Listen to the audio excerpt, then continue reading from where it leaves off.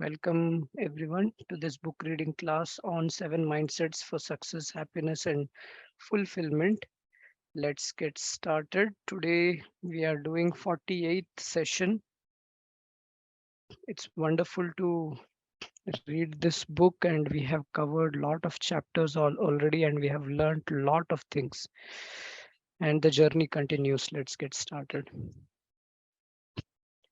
As usual, let's start with a prayer. If anybody is interested in chanting the prayer, please feel free to raise your hand. If not, I can do that for this class. Anybody who is interested in chanting the prayer.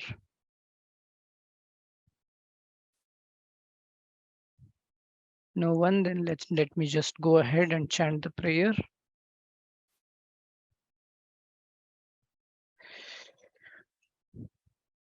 Om Shri Gurave Namaha Ajnanatimirandhasya Jnananjanashalakaya चक्षुरुन्मीलितं येन तस्मै श्रीगुरवे नमः. I was born in the darkest ignorance, and my spiritual master opened my eyes with the torch of knowledge. I offer my respectful obeisance unto him. With that, we have taken blessings of our gurus, and with that we can go ahead. Today, as I said, we have completed in the last session, we have completed chapter 4, the mindset of purity of intention. And before we jump on to the next chapter, it is good to recapitulate everything that we learned throughout this chapter. So I have pulled together all that we have learned, and we will look at everything. First, just look at the book overview again, just to motivate ourselves how we are progressing on this journey. Having looked at the book overview, we will then jump on to looking at all that we learned in every section of this chapter. I think we have had several sessions.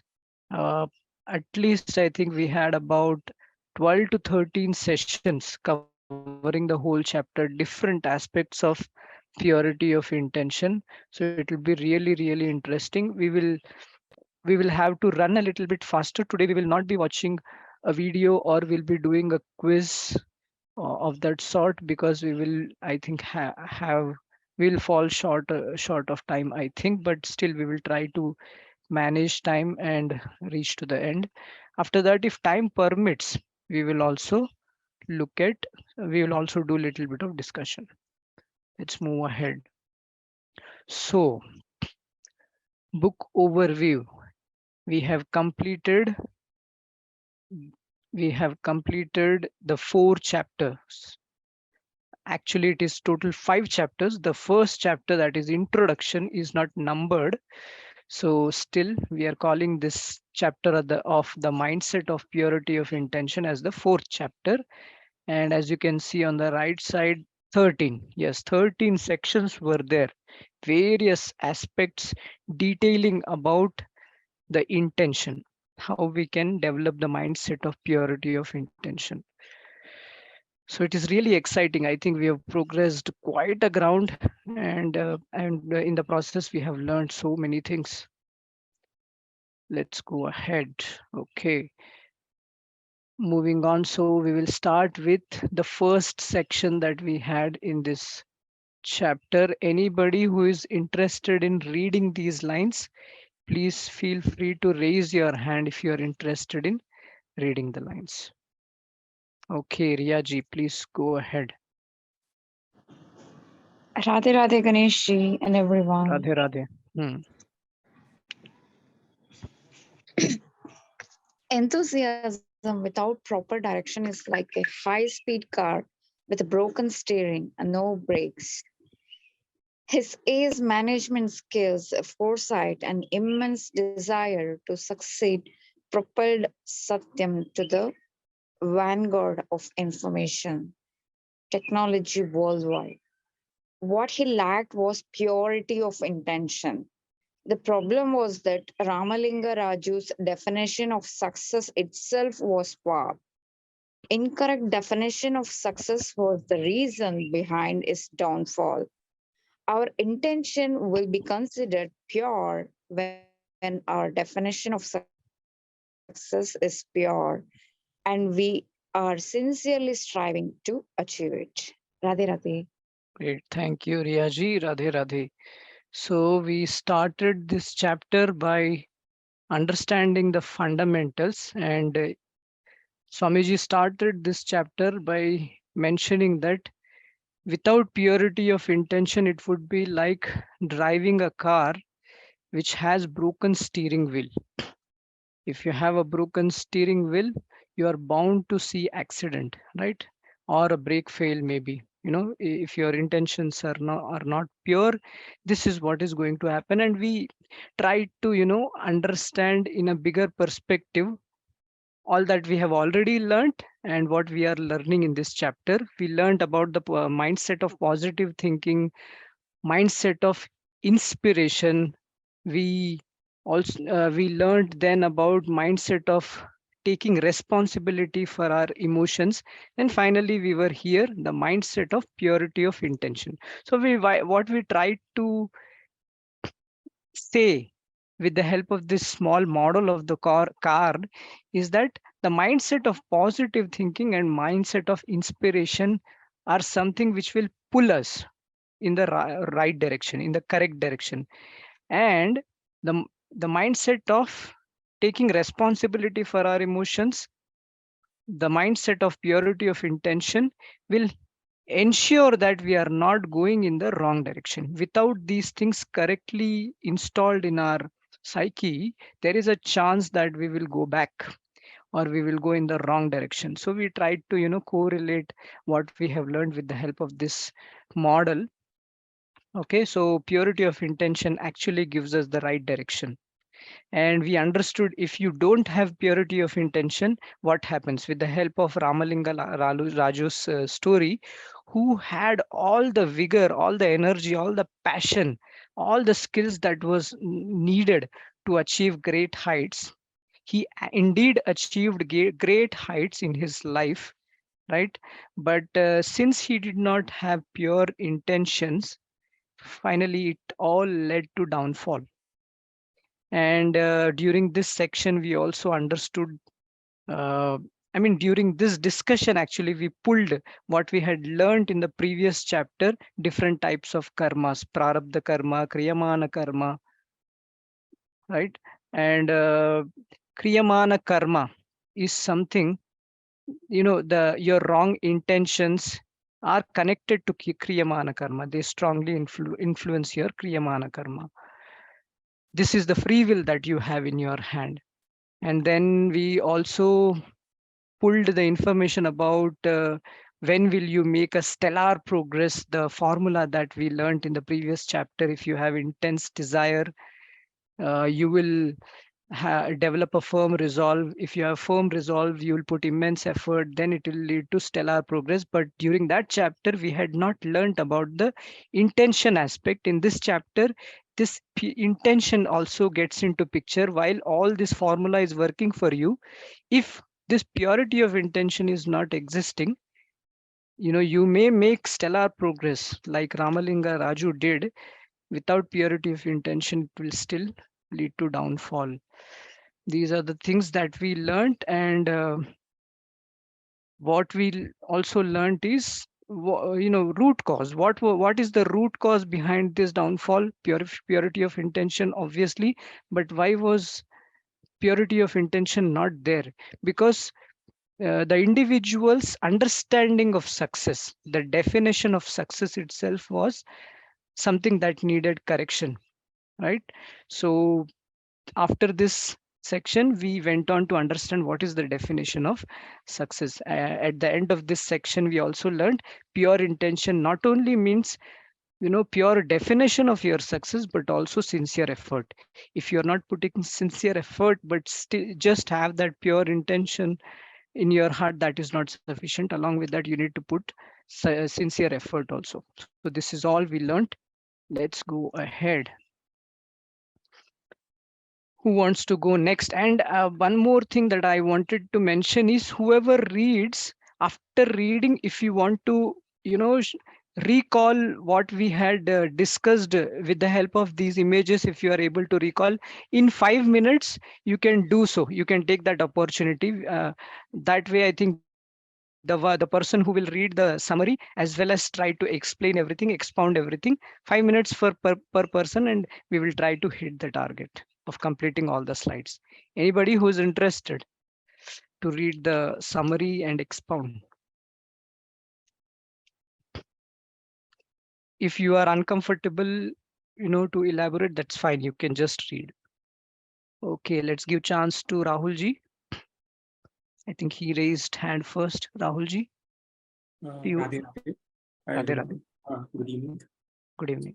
So, the universal intention of humankind is to succeed. The truth is that people may possess all the wealth of the world, but if their mind is agitated, they can never be happy. No matter what position one attains, mind starts yearning to reach the next level. Success can never satisfy a person if it does not bestow peace of mind.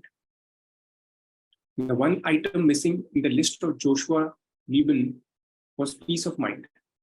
Without this, everything else is useless. Any definition of accomplishment in life that does not include peace is shallow and incomplete. The success in life should be measured against three criteria: to become the best we can be, to do the best we can in the work we undertake, to experience happiness and satisfaction in life. Great. Thank you, Rahulji. Radhe Radhe. Do you want to explain, or do you want me to explain? Go ahead if you have something in your mind. Don't worry. Don't hesitate if you think you can. I think you are attending this first time. I think I'm attending for the First first time. time. I was not Don't there worry. last session, so I'll not No go problem. at this point. Radhe. No problem, no problem. Radhe Radhe.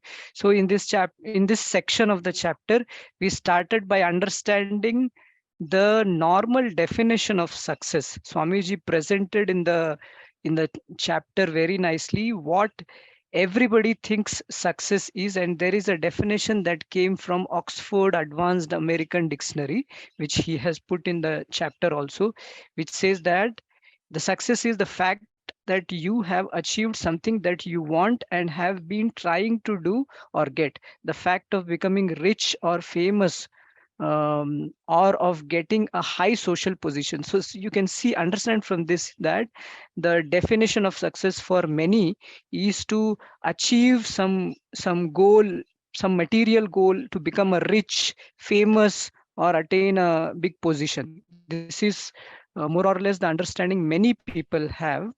And Swamiji slowly took us forward, explaining us the very important peace that we need to have in our list of goals that we have is peace of mind. He pulled this very nice example of Joshua Liebman.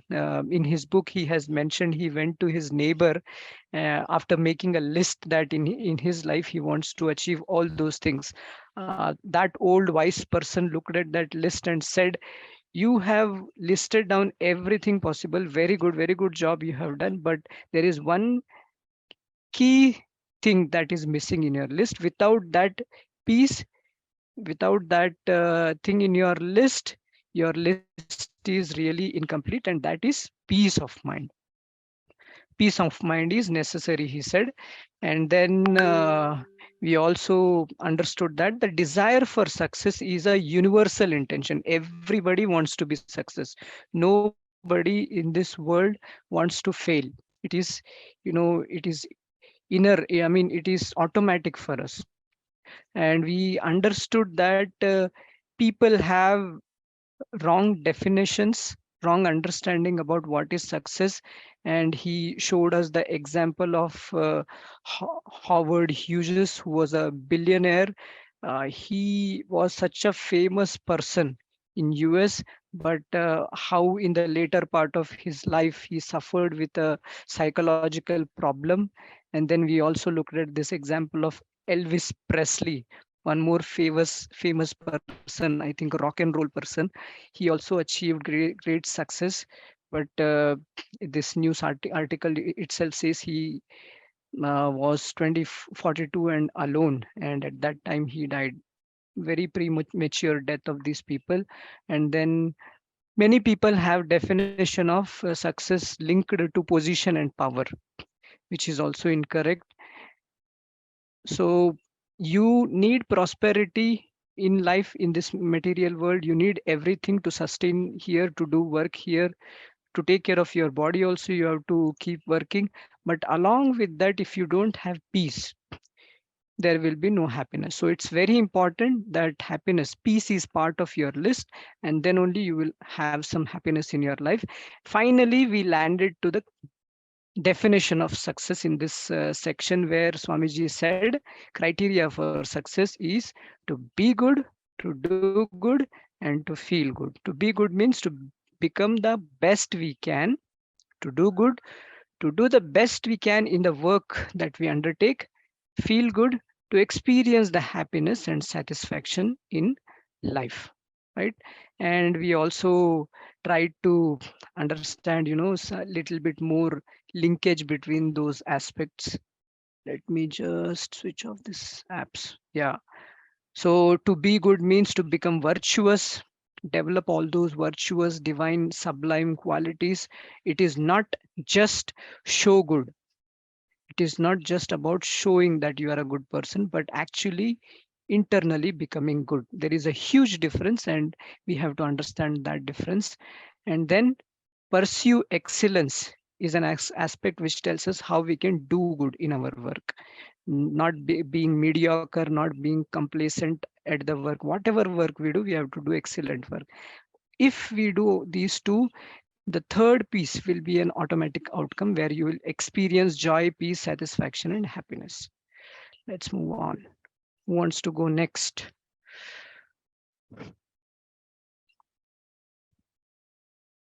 Please feel free to raise your hand, and Liji, go ahead. Okay. Our soul is by nature divine and an eternal part of God. Thus, we naturally love divine virtues such as compassion, justice, authenticity, and truthfulness. The desire to grow in virtue and become the best person we can be is a universal common desire. The story of Karna illustrates how even those who cheat others do not wish anyone else to cheat them. This is called honesty amongst thieves. The first criteria for success in life is to be good, virtuous, and poor. The process of growth is always gradual and incremental.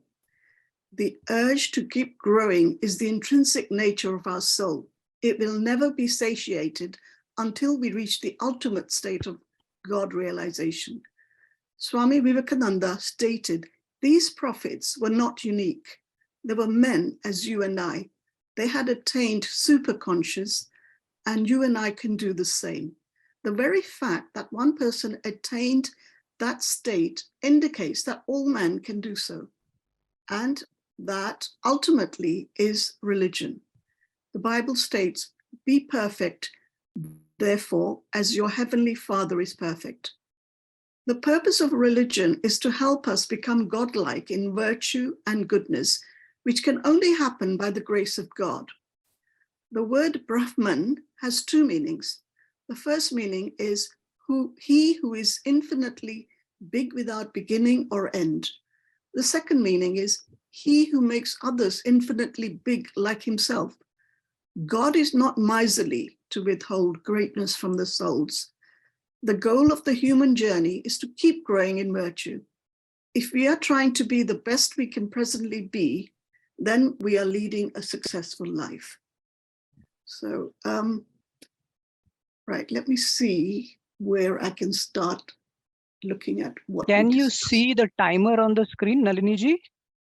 Is the No, timer visible? No. Let me just try to share the screen again along with the timer so that you can, it should be visible. It's where not is it? visible, is it? Is it on Okay, the let left, right, up, down? If you can tell me, I'll look. I can't see uh, any. okay, let me, I think I need to do something to be able to share with you the timer. No, so I'm not able to do that, which means that probably I'll have to find out how to, okay, it's fine. What I will do is you will take 5 minutes to explain everything. Sure, And I'll as do soon my as it is, best. as Right. soon as it is 4 minutes, I'll just show you hand like this so that, you can Okay. understand you have to summarize and wrap up. I, I, Go I ahead. don't I don't feel confident in talking for 4 minutes, but I'll just go from left to right if Yes, possible. yes, So God is the abode of all virtues, and we are little parts of God. If God is divine, then we are also divine. And to be good is our intrinsic nature. So that's our true self, what you've got there. So the next bit, it says we expect good behavior from others. We feel good only when we ourselves exhibit good behavior. But I remember you saying that there is honor, they expect honor amongst thieves, because you don't mind cheating mm, others, but you don't like it when others cheat you, right? yes, yes. And so the first criteria is to be good, virtuous, and poor, because that's our intrinsic nature anyway. So Mm, the gradual incremental process of growth, are we putting in our best efforts to grow? mm, So self-effort, purusharth, religion, purification, virtues. So we have to put in a lot of effort ourselves in order to gain the grace, yes, God-like, and be God-realized as a mm, result. yes. And then we've got the concept of Brahman, he who is infinitely big, he who makes others infinitely big. So he doesn't discriminate when Mm, he imposes his grace on us. And he's not miserly, he doesn't withhold anything from the souls. And very to good. be and to have true success in life, we have to keep trying to be the best we can be in order to grow our virtues, because we feel good. When we follow these principles, the whole goal of the human journey is to keep growing in virtue. And when we do that and we do our best, then we are leading a successful life. And I think we feel it within ourselves anyway when we do that. Mm, mm, And even very when you good. cheat or lie or whatever, we know it.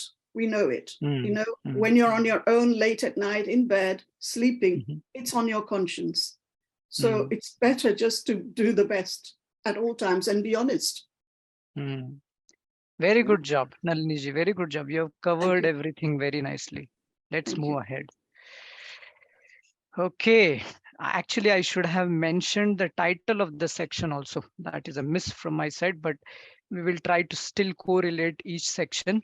Please go ahead, whoever wants to try reading as well as explaining. If you can't explain, it's okay. I mean, if you want to give a try, that would be great. Anybody who wants to do it. Riyaji, go ahead. Radhe Radhe. Radhe Radhe. The yearning of our soul doesn't end with the desire to be good. We also seek to be productive. We all want to see the chips flying in the different works we do. Every creature in nature has been endowed with its own unique specialities. All of us wish to see our innate abilities productively utilized to make a difference in the world. The second criteria for a successful life is to do the best we can in the work we undertake. Mm, Let me give a try. mm, I'm not sure though. So, to be good but not failing to do the good is we'll end up in not feeling good. When we are not good, but do the good, we in turn definitely will not feel good. If we do we are good, that is being good, and we also do the good things, we inevitably feel good Very good. by doing so. Yes. Having the right intention and sufficient action put into that right intention will definitely result in satisfaction for us. Mm. So here there is an example wherein the woodcutter has he has put a sufficient action that is required, and there is no result by doing so. So when there is no result, there is no satisfaction from within for him. But when you put the sufficient action and there is a visible result, that is chips flying for that particular work, you see the satisfaction growing. As you put more effort, you're seeing the visible result over there. So you're in turn ending up with the satisfaction within. So Mm. the effort, when we put, the small result that we get, the more effort you put again, you again come up with a good amount of result over that, and you keep on putting your effort, you definitely end up with a big result because it is a consistent effort, and this results will start growing eventually, and it will you will be ending up with a good result. That is a big result. So Okay. the unique, yeah, thank you. Radhe Radhe. Right. Thank you, Riyaji. Nice attempt. I think just I would like to add in the previous slide, we learned that the first step is to be good, be virtuous. That will take us to the next level once we start purifying ourselves. In this slide, we are just trying to understand how can we do good. Doing good is also very important. It is part of the definition. So if you just be good, if you are humble, virtuous, have positive intentions, that's not sufficient. If you are not putting sufficient effort, still you will not feel good, because we want to see difference. We want to see ourselves making difference. If you are not good, not being good, but putting lot of effort, doing lot of work, still you will not feel good. Both the elements are very, very important. In this section, we saw the example of a lumberjack who was approached by a scientist, and the scientist handed this lumberjack with an axe, and he asked him to hit the tree with the side rounded edge of the axe. He kept on hitting. He gave him double salary and said, what is the use of this activity? And the scientist said, I'll be paying you double the salary, so you don't need to bother about the result. There will not be any outcome. So he just went ahead and did that. And within just one day, he came back and said, I'm just giving up. I don't want to continue doing this work, because he was not seeing the chips flying. He was not seeing his efforts making difference in visible differences. We all want to put efforts and also want to see some differences happening. So I think we need to put effort, and if it leads to some small results, that is kind of a motivation for us, and then we continue to put more effort. With consistent effort, we start seeing big results. And we also saw that each one of us are unique and have unique specialities, unique talents, and we have to utilize the talents that we have received from God in making difference in the society. Like this bird, right?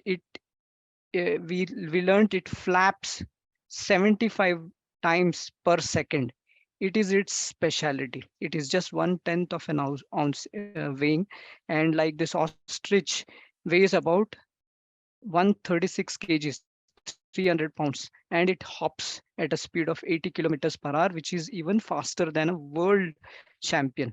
So every creature on this planet has got some unique specialities, and we are supposed to utilize our unique talents to make a difference, to serve the society, God, right? So that is how we can do good. Okay, anybody who wants to go next? Anybody new this time? We have so many people. Don't worry, it is just about reading the summary. And if you think you can explain, go ahead. If you think you cannot, that is also fine. Just take an attempt. Rahul Jain ji, go ahead.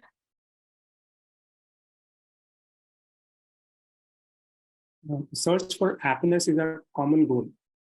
Everything else we seek is only an intermediate goal.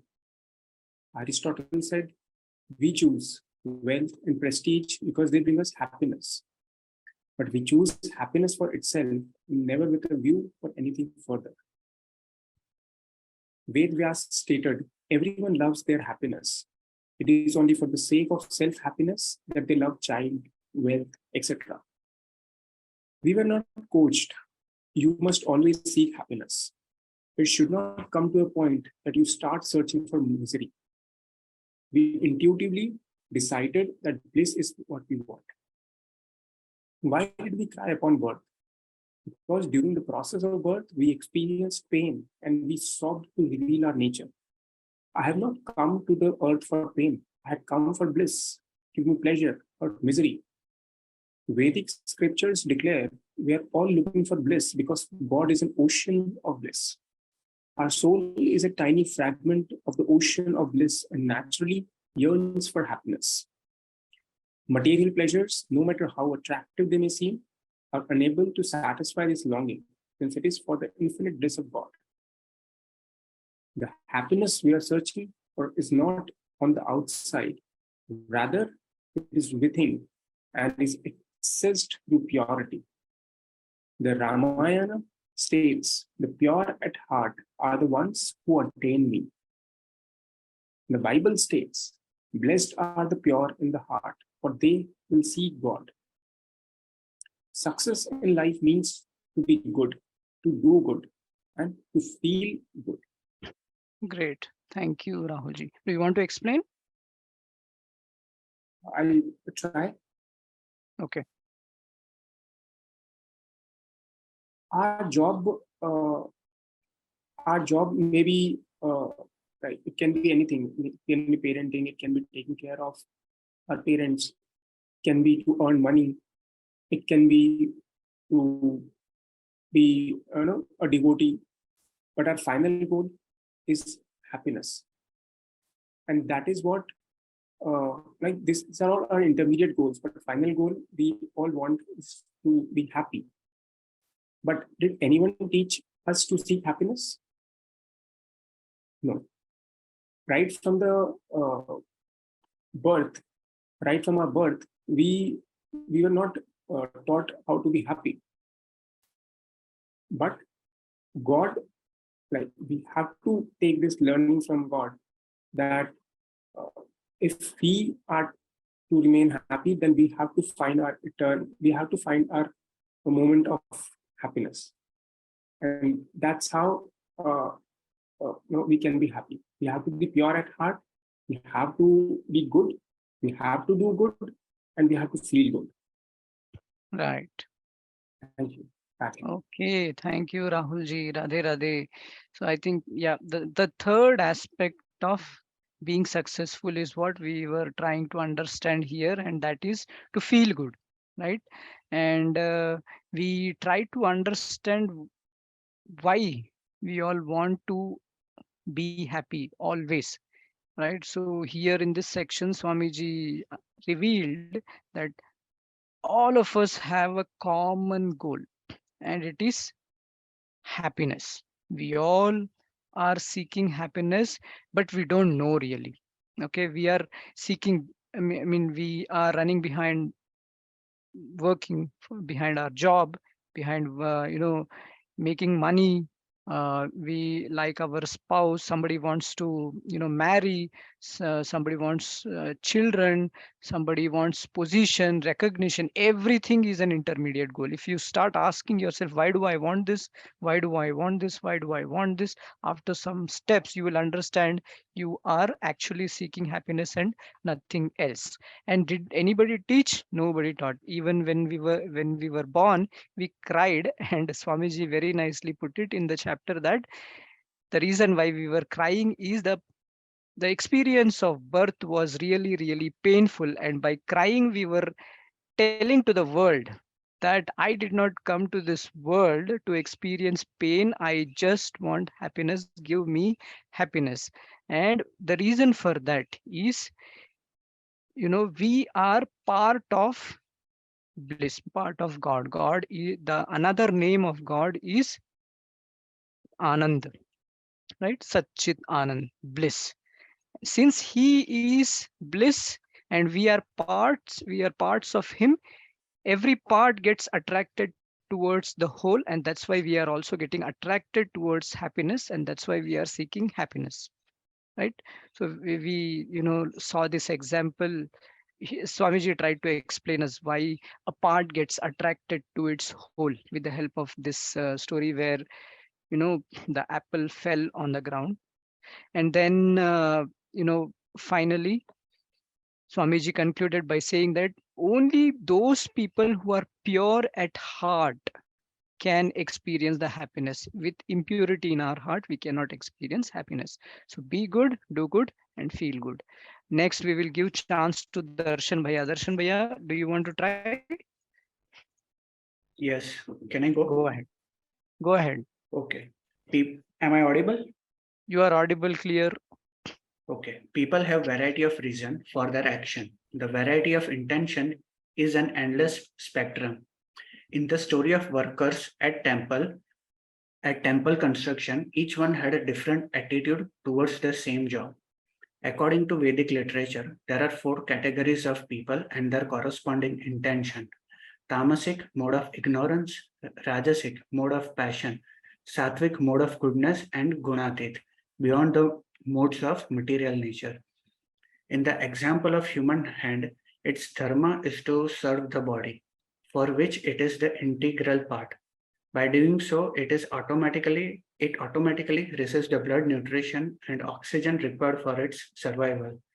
When we reconnect ourselves with our source, we begin to do every work for his pleasure, and only then does the soul experience the bliss it has been searching for since endless lifetimes. The purity of the intention is the desire to please God with our every thought, word, and deed. In the story of Chhatrapati Shivaji, his consciousness changed upon receiving instruction from his guru Samarth Ramdas. He began ruling the kingdom as a service to God and Guru. In this section, we have learned that uh, we, everyone could be doing a different action or similar action, and the intention behind that could be all different. Like for the example, in the workers working at the construction site at Vrindavan, when they were being interrogated that why they were doing such work, uh, the response from all the 3 workers were different. One said that he was doing simply to earn his livelihood, while for the second one, it was to construct a building, while for the third worker, it was a seva or a service to construct a residence or a dwelling for his lord. So based on these intentions, the Vedic scriptures have described the 4 type of people. They are tamasic, rajasic, gunatit, sattvic, and gunatit. The tamasic people, they don't worry for the laws of the society, scriptures. They would do, if they feel justified to do anything, they would do it. Rajasic people, they are a little bit better than tamasic people, but still, even if they get involved in the social service, the main aim behind that is to earn prestige from all sort of service work they are doing. And justifiably, they look down upon the tamasic people as dacoits and culprits of the laws of the society. Then comes the third type of people. They are the sattvic people in the mode of goodness. They genuinely take part in service projects, and they are the thinkers, philosophers. But still, if we look upon their intentions based on their divine laws, they are still impure, because what it lacks is the divine consciousness. They are not working for the pleasure of the God. They are working for their own pleasure, so it is still impure. Then comes the fourth kind of people. They are the Gunatit people. They are Mahapurush saints who are near to, or we can say who have achieved the God realization. And since they are at such a high level of spirituality, every work for them is a service. And okay, we have also seen. Okay, from the Example of Bhagavad. a hand. Yes. In the analogy of hand, like a hand serves the body, we are souls, the tiny part of the God.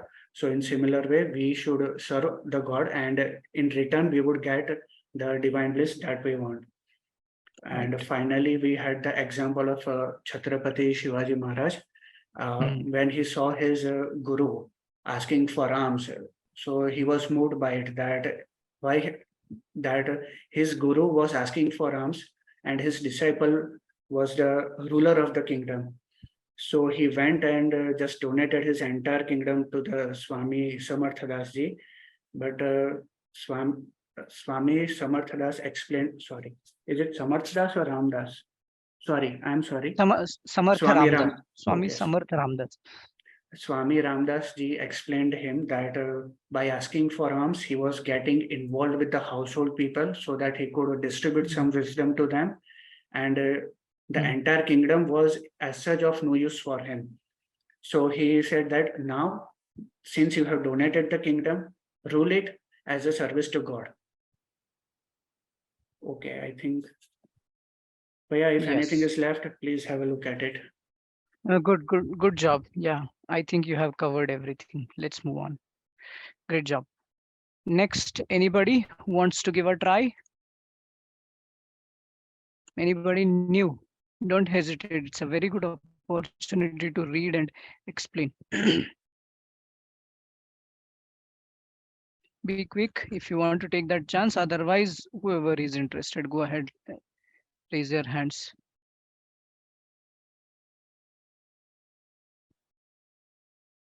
Okay, let's give chance to Riya ji.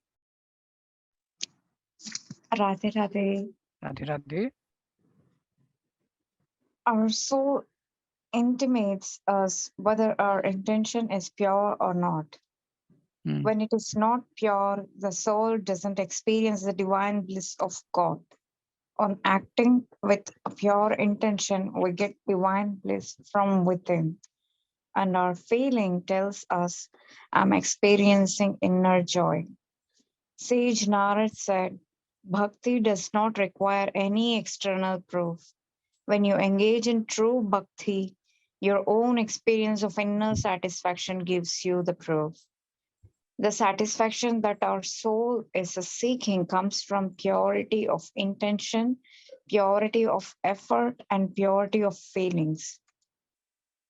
Even gross negative feelings, that is tension, anxiety, unhappiness, stress, etc., are the consequences of impure action, impure intention. In face of danger, human and animal body mechanism undergoes a physical and mental fight or flight response. Under stress, immune system is altered and the digestive system is suppressed. Continued activation of the stress response system results in an excessive release of cortisol and other stress hormones, which disrupt normal bodily processes, leading to various health problems. Radhe Very Radhe. good. Radhe Radhe. Yeah, thank you, Riyaj. Do you want to explain quickly? Let's unmute her. Um, no, Ganesh. Yeah, this is Okay, okay, okay. complex. No, no problem, no problem. Thank you. I think after the last section, we understood the whole equation for success. And at the beginning of this section, we were trying to unravel how can we decide whether our intentions are pure or not. And Swamiji emphatically mentioned here, our soul intimates us whether our intention is pure or not. And when it is not pure, the soul doesn't experience the divine bliss of God. Only if our intention is pure and there is purity of your of effort, purity of feelings, only then we start feeling satisfaction, happiness, bliss inside. With impure intentions, we only feel negative emotions, dissatisfaction, tension, anxiety, stress. So there is a conflict that keeps happening when the intentions are not pure, because inside your mind keeps telling this is wrong, don't do, but outside you continue to do it. So this kind of conflict happens within us. Okay. And this conflict leads to stress. We may be surprised, but all the negative emotions that we experience are result of stress, a result of impure intentions. Even the stress that we experience in this modern age is also the result of nothing else, just impure intentions. Okay. uh, in stress, I mean, here we landed to a very important topic which is relevant to all of us. I think everybody in this modern age is experiencing some amount of stress, and we don't understand what is the root cause of stress. So Swamiji here clearly explains what happens in stress. In stress, heart raises, more blood flow happens, more blood circulation happens, blood is diverted from the skin to the muscles so that it is ready to take care. And then either fight or flight sorry, oversweating happens to cool the body, mind reverts to threat, and then fight or flight happens. The same mechanism which happens in animals happens in human beings also, the same thing. Only addition here is adrenaline pumped into blood. Okay, this is the first step. I mean, I think overall it is the same mechanism that happens. And then in the modern age, there is no threat to our life at all. What we see threats mainly are, some of these things, and it is not still a threat to life. And that's why there is no reason for stress, but we still, generate stress, and that leads to many other problems, health problems, low immunity, indigestion, heart problems, insomnia, etc., etc. So I think it was very important for all of us to understand the root cause of stress and how we can eliminate it. Who wants to go ahead and read, do this slide? Anybody new wants to take the opportunity? We have less time. Anybody? Don't hesitate. Nalini ji, go ahead. Since people do not understand why stress arises, all the so-called solutions they propound for stress are merely symptomatic. They do not address the root of the problem. Stress develops when we are attached to a particular outcome and are worried that things may not turn out as we desire. So stress is the result of 1, attachment to a particular outcome, 2, unwillingness to accept other possible outcomes. Stress is not caused by hard work. We can be working from morning to night and still not be tense. Lord Krishna tells Arjun, you have the right to perform your work, but you're not entitled to the fruits. The outcome of our efforts is not in our hands in any case. It depends upon several factors such as circumstances, assistance from others, efforts of competitors, sheer luck, coincidence, and will of God. Wisdom demands that having put in our best efforts, we should be content with whatever results we get. Bal Gangadhar Tilak exuded perfect karma yoga by remaining detached when he was taken to jail. when his son was unwell and while leading national movement without any selfish desires, such as to become a minister. He was at peace with himself and his work due to his attitude of merely focusing upon doing his best and leaving the rest to God. In Karma Yoga, our effectiveness in work only increases. We focus upon our efforts. It automatically helps us get the best possible outcome. Keep your cool and detach from the outcome. If we keep worrying about the outcomes, the mind becomes divided and it distracts us from the work at hand. Okay, so what is the cause of stress?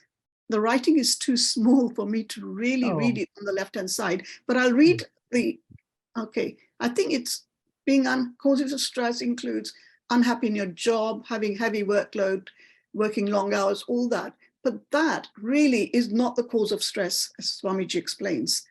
Stress is really when you're expecting a particular outcome and the unwillingness to accept other possible outcomes. So what Swamiji says is really concentrate on getting the right thing done and leave the outcome to the divine.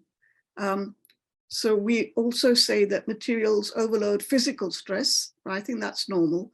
Humans, mostly no overload, no physical stress, hard work, workload. But so because we are attached to the outcome, there's the mental stress that we get. Physical ailment stress, root cause is because of attachment and not accepting what's unexpected. So work quality depends on our mental state. Free mind is a focused mind, attached mind is a divided mind. So that's the main points in these, what we've just learned. So keeping cool, detached from the results. And I think for me, the biggest example on this planet today is my beloved Modi ji. He displays all this, he displays all this detachment, coolness, works 24 hours. His attitude is just getting the best done. And he's so blessed because of what he does. So putting in your best, leave it to God. So Bhagavad Gita 2:47 actually says that. And I think Swamiji says the acronym NATO, not attached to the outcome. Yes. So Gangadhar was another prime example who didn't really show his emotions when he was told that his son was unwell. He's a perfect example of that as well. Very good. Thank you, Nalini ji. You're welcome. Thanks. Bye-bye. Radhe Radhe. Radhe Radhe. Who wants to go next? Darshan Bhaiya, do you want to do it again? Okay, I will try for this. Yeah, go ahead. Most yoga practitioners have adopted it for good health, as a beauty aid, or for weight loss, but they are unaware of the spiritual depth of the science of yoga. Asana are only third limbs of the eightfold system called Ashtanga Yoga, which has 7 more limbs. Yoga means union of individual soul, where that is individual consciousness with supreme consciousness. Thus, the ultimate goal of yogic system is to connect with God. This linkage takes place when the mind is absorbed in loving remembrance of God. Whenever we are able to keep the mind in divine consciousness and continue doing our worldly duties alongside, that is Karma Yoga. Most people go about their daily course with an impure mind immersed in desire, attachment, greed, pride, and anxiety. In Karma Yoga, we do not divide our activities for self and Lord. Every work we perform becomes an offering to Him. With Karma Yoga, our intention rises above tamasic, rajasic, and sattvic state and becomes gunatit, divinely pure. The act of earning money can be spiritualized by thinking in this manner. My family members are all children of God, and He has entrusted them to my care. Let me earn well so that I can take care of them, and whatever I can save, I will serve God and Guru with it. In this, we have learned the definition of the Karma Yoga and how it has become the buzzword in the Western world, concentrating on only the one aspect of the Ashtanga Yoga, that is asana, but it is an entire eightfold system which prepares us at a physical as well as mental level uh, to attain the term called yoga, the ultimate union of our consciousness with a godly consciousness. And we have also learned that there have been many great. It often happens that when we are said that we need to work with divine consciousness, that too in our daily routine activities. But more or less it appears impossible. However, Swamiji has given example of great karma yogis like Dhruv, Prahlad and Amrish Maharaj, who were great emperors as well as they were the best of the karma yogis in their lifetime. Uh, at present, we whatever time uh, at present we do dedicate some time to the spirituality, but after we have completed our sadhana, we move on to our daily activities with an impure mind, and this is creating a double standard of ethics and morality in us. And because of this, we are not able to see the combined or the or the compounded effect of the sadhana that we are doing. Uh, our wrong intention of limiting God to a particular place of worship is something that we need to change. Uh, Swamiji has given us some example how we can change this wrong ideology of limiting God to one place, that is by earning money, even cleaning the house or even cooking for the food, even uh, and I and yes, Swamiji has also given the example that uh, while doing all the daily course of activities, Shabri Mata was able to attain the super consciousness by the practice of Karma Yoga. Great job. Thank you, Darshanji. Rather, Radhe Radhe. Anybody who wants to try the next one? We, I think, have how many more slides? One, two, three, three more slides to go. I think we should cover it in another 10-15 minutes. Who wants to go next?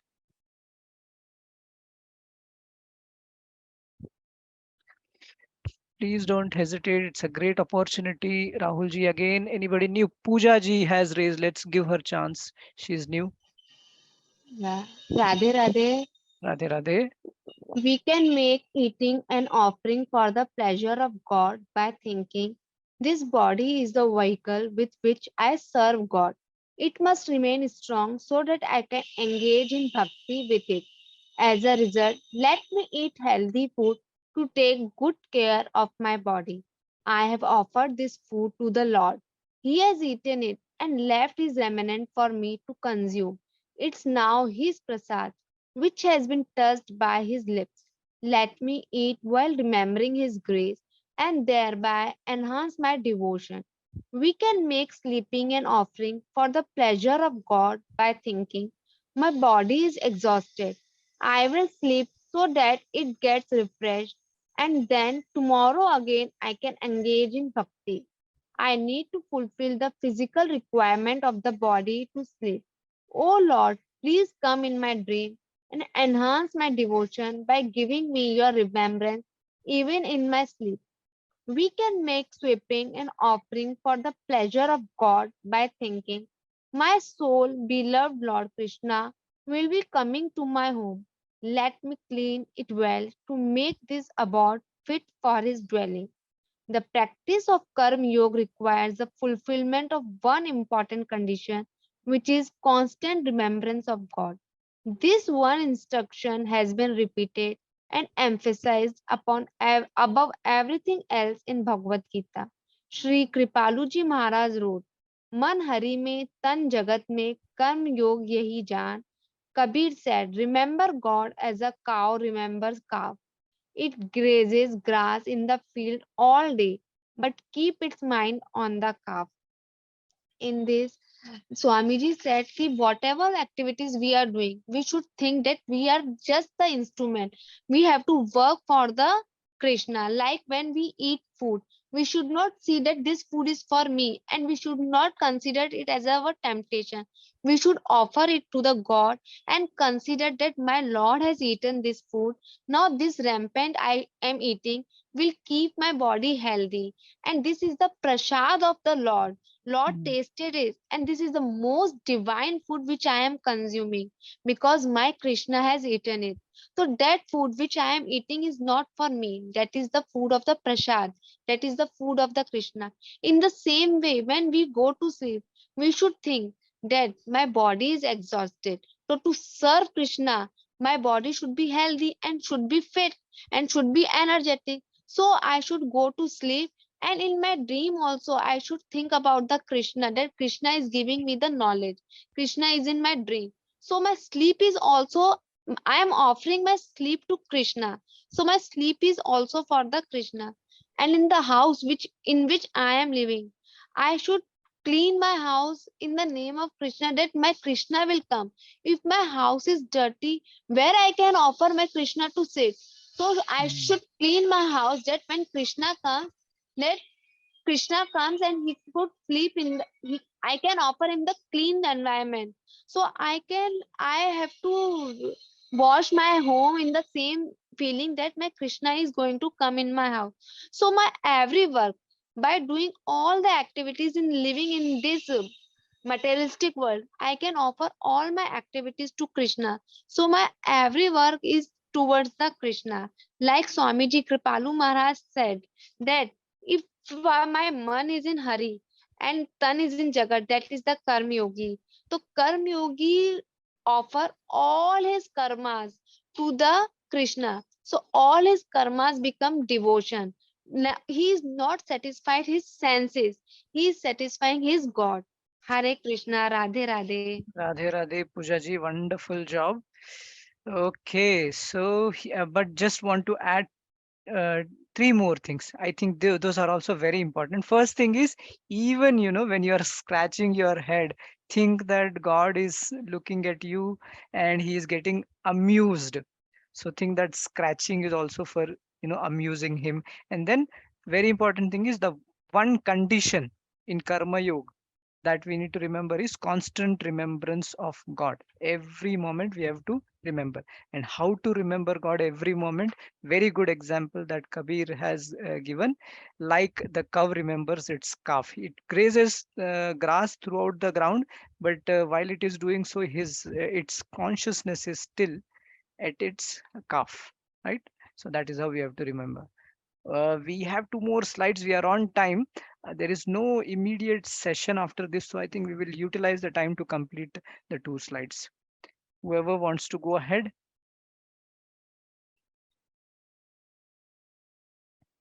Anybody new? Still opportunity open for you to exercise. Riya ji, go ahead. Let's give her chance. Radhe Radhe. Radhe Radhe. We must add the perception of the presence of God to our consciousness. God is everywhere and all pervading, but we forget to realize his presence. This partial concept that God is present only in a place of worship affects our attitude. If we realize that the whole world is his temple and he is watching us everywhere, we will never indulge in a sin anywhere. At office, first visualize God is seated on the chair in one corner of the room.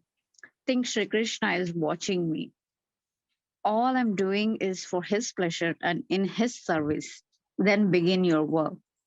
It is natural that as you engrossed in your work, you will forget God. Never mind. After every hour, think again. He is watching me. He's saying, hey, you were supposed to keep your mind in me. What have you started thinking? Once you have solidified the practice at intervals of 1 hour, increase the frequency to every half an hour, and so on. With the constant practice, you will reach a stage where you will continuously feel the presence of God with you. The practice of Karma Yoga is far simpler than practice by batsmen in cricket match. It doesn't require us to keep 11 personalities in mind. Simply remember one, your eternal Father, at all times and do the work. Good job. Go ahead if you want to explain, Riyaji. Yeah. Uh, so it is not that only in the temple we think of a god when we see um, the the idol or the murti of a god. There is a presence of god. Then once we step out of the temple, we come to the normal.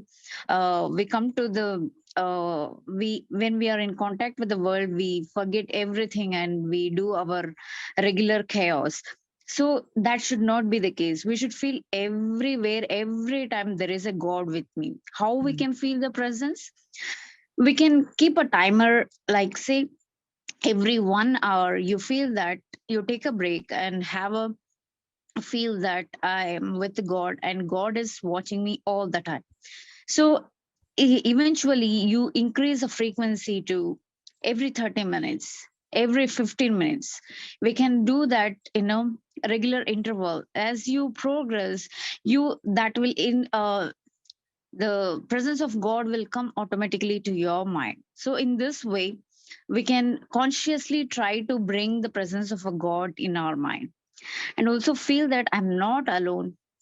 He is with me and he is watching me all the time. So by thinking in this way, we feel that when God is with me all the time, we there is no way that we will incur sin in our lifetime. So this is a very good way of uh, keeping our mind in contact with the God.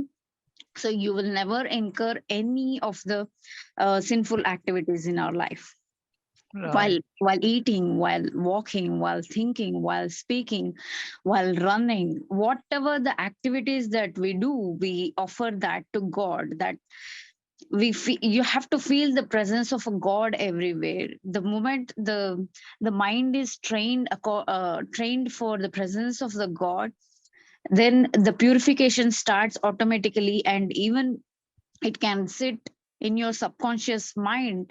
So in that way, if it is registered in your subconscious mind, it is automatic for you to be driven for the God consciousness. So Mm, that is a divine consciousness. So there is a constant remembrance of the God. So you don't have to think about God because you have already practiced enough. So you are naturally drawn towards the divine consciousness. very So here we are not thinking about multiple people doing multiple activities, wherein in mm, case of a cricket, we need to think of each and every fielder where he needs to be positioned so he can take a particular action. But in our case, it is much more easier because we need to keep only our beloved God in our mind and nobody else, on and mm. only God, that is Sri Krishna. So it is much more easier to practice, and will work on that. Thank you. Radhe Very Radhe. good, Riyaji. Very good job. Last one who wants to take the opportunity. This is last slide.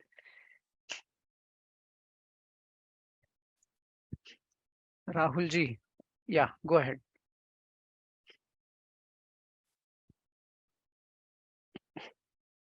In Karma Yoga, we do everything for God's pleasure. The detachment from outcomes frees us from stress, anxiety, tension, and fear. We exert ourselves to the best of our ability for the pleasure of God. Then work becomes joyful and not a grind to bear. When our intention is purified, we see ourselves as servant of God.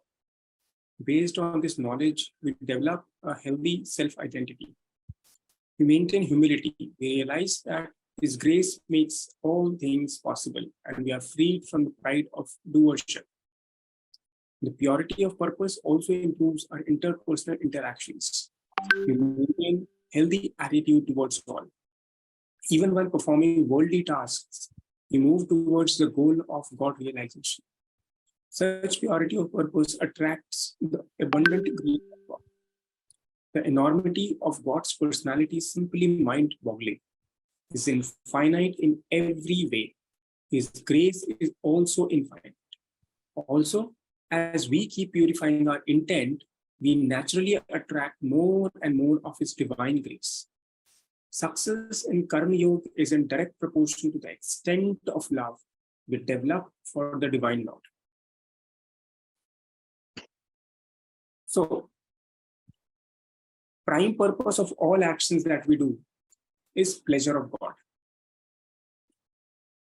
We put best efforts. Outcome, as we thought, that's God's plan. If outcome is also not as what we think, then also that's a God's plan. We need to introspect. For whom did I try? Was it for my own self, or it was for the pleasure of God? Was there anything better that I could do? Introspection is very important.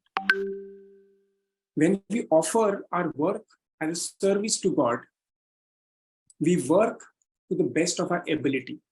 Our stress disappears, and then work doesn't remain work, it becomes joy. Very good.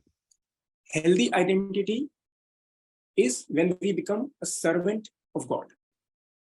Everything is then possible, everything is possible by God's grace. We become humble without self-demeaning, free from pride of doership. See God in all, and that's what is God realization. We progress towards God realization. When our intentions are pure, abundant grace of God is received. When we have impure intentions, we will have stress, anxiety, fear, and obviously that is something which we do not require. So we need to have pure intentions in whatever we are doing. Science of work is karma yoga. Success in karma yoga is proportionate to love for God. And love for God is divine knowledge. Very good, Rahulji. Radhe Radhe. So here we complete the complete recapitulation of the chapter. Next session we will move to the next chapter. But before that, before closing the session, I just want to mention Darshan Bhaiya has dropped a PDF in the chat box. He has very nicely created a quiz for the complete chapter. You can download it and you can utilize it for for checking whether your understanding of all the concepts in this chapter of mindset of purity of intention, whether you have understood correctly or not. I that will help you to connect well in the next chapter, right? So you can download that, and with that we will conclude the session. But before that, a few announcements.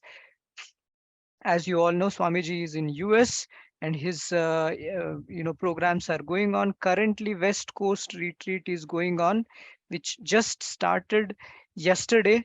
It will run for 3 days, and he is expounding on chapter 8. Wonderful chapter. Already 2 lectures have got completed, and it was really blissful to listen to him explain all those verses. Still, I think there is chance for you to join, to not miss further. I think you will have about 4 more lectures, and in every lecture you will hear a lot of knowledge, a lot of examples to understand those verses and implement the knowledge in your life. So don't miss the opportunity. And I would like to just add one more point here, that you all know we are all working towards one mission. We want to develop this Jagat Guru Kripaluji University. It's a mission that we are working on. And if you are interested in contributing towards that, this is my link, fundraiser link. You can go to that. When you will visit Angel's page, you will definitely see my name also. You can contribute to this big cause. That way you will receive God and Guru's grace. With that, we are done. If you want to practice again the same thing that I've put, you can keep thinking, how are you planning to install mindset of purity of intention at home, at work, in society? It is very important that we practice. Only with practice we will be able to become perfect and install this whole mindset of purity of intention, karma yoga, in our life. With that, let's conclude the session. I think there are some messages. Let's quickly, otherwise the session is over if you want to drop out. Sir Radhe Radhe sir. Radhe Radhe. Sir मैंने आज पहली बार join किया था यहाँ पे, Okay. Sir other classes और क्या क्या चलता है इसके बारे में अपडेट कैसे मिल सकता है? और Ah, मतलब so हमें गीता भी ज्वाइन करनी थी, ये yes. फर्स्ट टाइम ज्वाइन किया आज मैंने। Okay, very good. So what you can do is, uh, mm, let me ask Darshan Bhaiya to drop the links. Can you drop the links, Darshan Bhaiya? I think they will be able to go to JK Yog website. And when you will go to JK Yog website, there is a section for online courses, free courses. When you will click there, go to that site, you will see a link for joining WhatsApp groups. There are many sir WhatsApp. मैंने try किया था but वो data transfer हो रहा था, मैं join नहीं कर पाई वहां से। Can you do one thing? Can you drop जी your sir. number directly to me? आप यस ये sir, I will drop my number to you directly. yeah, I'll just note that down and we will see what can be done. Otherwise, Darshan yes Bhaiya sir. has also dropped a message. Let me sir I just have dropped my number, yes, I will write my name as well. yeah, please. Yes sir. Yeah, we will help in making you part of that group. Thank you so much, sir. Thank you so much. No Sir, problem. so that I can, is there any other groups, matlab like particular group for this? Matlab the classes which are going on of Uh, Gita and there is a common group only. I think we will have to vacate the class now because I think there will be some other class starting. So we Yes. okay, will okay, share with you all okay, the sir. details. Okay. Okay, Thank you. okay. Thank you so Thank much, you. sir. Let me stop sharing. That we conclude the session. Thank you everyone for joining in. Let me copy all the chats.